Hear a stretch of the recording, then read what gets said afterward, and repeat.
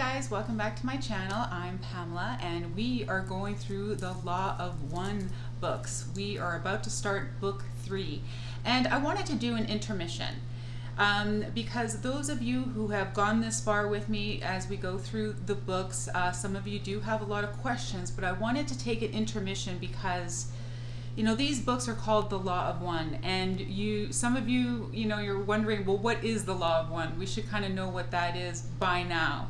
And so I wanted to kind of give you my explanation of it. And it really coincides with Ra talking about the one infinite creator. Now, Ra is very unique because he knows all languages that have ever been spoken, and this working is done in English. And Ra will always use the closest English language words to get the message across that he's trying to. So when he refers to the one infinite creator, that really is the best way to describe the Law of One. And I always called it source energy. A lot of other people call it source consciousness. A lot of other people call it the matrix or God, or there's a lot of other things that you can call it, but Ra calls it the one infinite creator.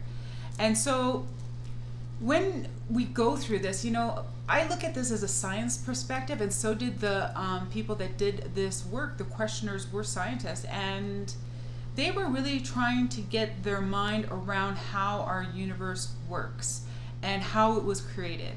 Now, from a science perspective, we always look at our universe as being part of like the Big Bang happened, and that's how everything started. But that doesn't answer any real questions, because then you ask, well, what caused the Big Bang, right? And so we have to go before that when we talk about the one infinite creator. So go way back in measurable amount of time to when there was nothing. And you can't even call it darkness, because in order to know what darkness is, you would need to know what light is. So the only way to describe it is just to call it blank. Like there is nothing. When in the beginning, there was absolutely nothing. And the first thing that would have come into existence would have been an awareness, but a blank awareness, just an awareness. And then a slight expansion happened. And that same awareness, that same consciousness was aware of an expansion. And so it's almost, but it expanded in all different ways. And all at the same time, that same consciousness is aware from all the different perspectives of the expansion. And then there was the slightest vibration from this different awarenesses going on. It vibrated. And then it continued to have different levels of vibration. And then from all these different perspectives, there was a concentration of thought, of conscious thought. And we know that thoughts can become things. We're starting to understand this now, that thoughts become things. Like, even if you just think of like the placebo effect, that's done with your mind. You're creating something with your mind, and you can create something out of nothing with your mind as well. And so when this first consciousness came together in focus is when that first particle of light was created. And it wasn't just all this simultaneous awareness focused on now this particle of light, and darkness is known in that. It's also the consciousness went into the light and looked out, and was perspective of light looking out at the same time, that same consciousness. And it wasn't just thought that created it. It was a feeling, and the only way to describe this feeling is love. And so, like love and light, right? So more particles and more electrons and more protons and different bands of light and waves of light started more and more being created. And in each particle, didn't matter what it was, consciousness was within it as well, simultaneously. As long as it's just, the only thing that's different is the perspective of that one same consciousness. And so you have to imagine infinite amount of time is going by as things are getting created. And Ra talks about how the point of the universe, the point of anything, is so the one infinite creator can know itself better. So it's expanding, and expansion is the point of everything, of our lives, of the universe, of everything that's ever created. It's all about expansion, to know itself better, because you don't know what you don't know, and you can't be just a statue. We're always expanding, and there's no wrong way to expand, because every time something happens, you're knowing something just that much more. And so as all this expansion happens over eons amount of time, you got to think about many things happened before that, but our universe, you know, like when it went off with a big bang, it's not detached. It's like an arm sticking out of a body, and that's an entire universe, and it's still part of the one infinite creator. And the only difference would be the perspective looking back. So it's all one, it's all attached. The only thing different is the expansion in order to get a different perspective, to know oneself better. So if you think about it, we are in just one universe that's coming out from the one infinite creator. Some people describe it also like a sun with one rays of sunshine coming. It's part of the sun still. They're not one or the other, they're the same, right? It's the same original consciousness that goes into everything. So when you think about it, it's every ray of sunshine, every particle, every gas, every rock, every blade of grass will have consciousness in it, as a perspective. So we are like in one universe, and you got to think there's big bang, big bang, big bang, all expanding in all directions, and we are just like one logos, which is like what Ra calls it, what we have, like our galaxy within this universe, out of an infinite amount of universes. Now, our universe is very unique, because it is governed by certain rules. It is governed by the law of attraction. It is governed by also free will. And these are very, very important aspects. And when we are on the far reaches, you got to think, if the universe is like an arm, we're like at like the first knuckle, kind of. We're not at the very end, but we're really close. And the thing about where we are in 3D is that we are under this veil of forgetting. We can't remember anything about past lives. We can't remember anything about the creator, about the universe. We know nothing. We're under this veil. Now that veil is there for a reason. It's there to aid in our expansion. So like you wouldn't be able to expand and learn and excel if you remembered everything of your past lives. So you're under this veil of forgetting, and it's the cause for the most amazing expansion. So we're really coveted. I mean, a lot of people want to be here for this time, because we're moving from 3D to 4D. And I've said this before, and Ross said it, it is a bleed. It's going to take about 100 to 700 years for us to complete the transition from 3D to 4D. And we did make it. We have started this process, okay, even though we still have three-dimensional beings here right now.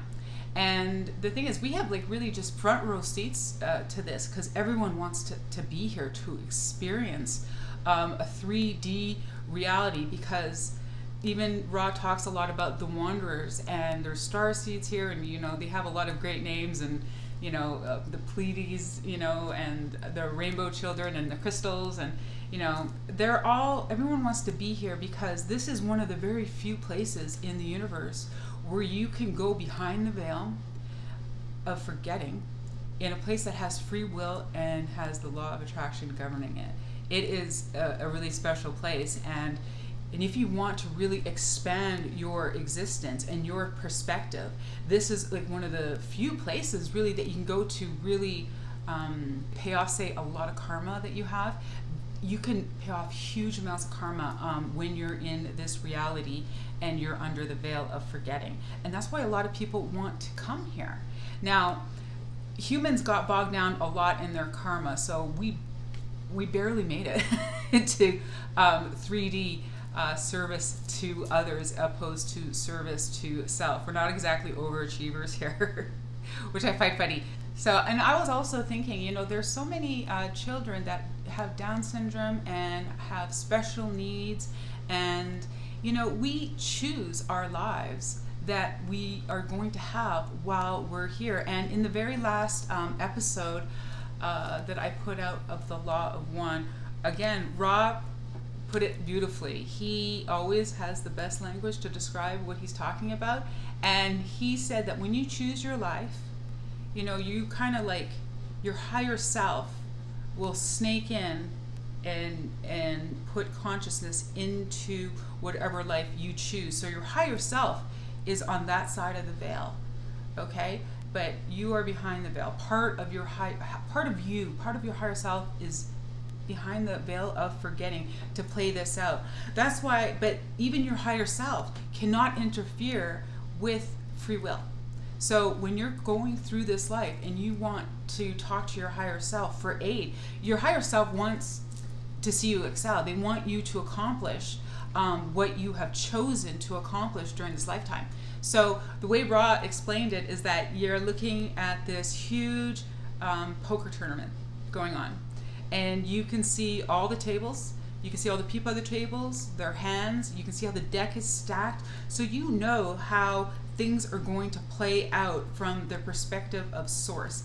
So you can just pinpoint yourself exactly where you want to go and what you want to experience. And you know where you're kind of going to end up as things play out. So in real life, this will be you picking your family, your siblings, you know what table you're going to end up at along the way the deck is stacked, but you still have free will. But you will come here with certain attributes to try to accomplish that goal, that experience, that expansion within that lifetime. So you're going to have certain traits. You know, you might like to read, you might like to ride horses, you might like to do sports or any sport, or you might be very sciencey and want to accomplish, you know, something in any arena that you choose. So you're going to come here with certain traits, and your higher self is always with you. It's attached, you're tethered, and your higher self is part of Source as well. And this is all just different perspectives that you can kind of see. So when we talk about the Law of One, because we are all one, doesn't matter what you are, where you are, what universe you're in, what Big Bang caused your universe to happen, what species you are, where you are in your density.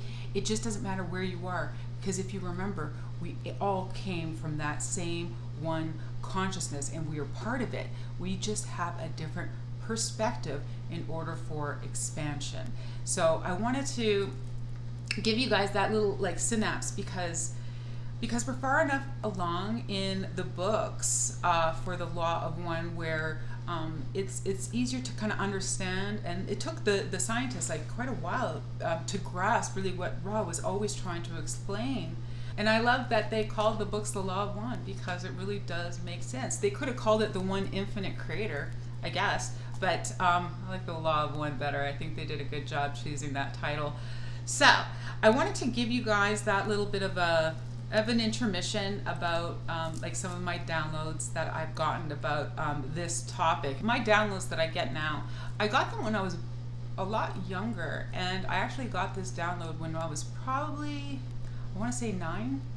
I had this download of what it was like for me when I was picking my parents, and I thought it was odd that I had these thoughts and these memories, and no one else seemed to have them. You know, like almost as soon as I would, even as a child, start to talk about it, it goes, do you remember like coming here? Like, and a lot of people were just like, what are you talking about? And so I had to kind of stop, and I would always have to let it go. But yeah, it was about 9 years old when I had that first memory of being excited. I just remember being very excited when I was on my way to be born, and I have a vivid memory of that. And so that download was like one of my first downloads when I was young. And so, and as I go through these books, I get more and more. So I'll do more intermissions for some of the ones that I have received, especially the one about the pyramids, because that one's really good. And leave me your questions in the comments about other intermissions that you would like me to do on different topics, and I will try to explain things the best I can, or maybe I can get a download of it if I put my intention to it. So let's get on with it. We are going to start book 3, and I'm so glad that you guys have found us here. Be sure to like, share, and subscribe, as it's going to help our channel, and hopefully we can reach more people. So thanks for watching, guys.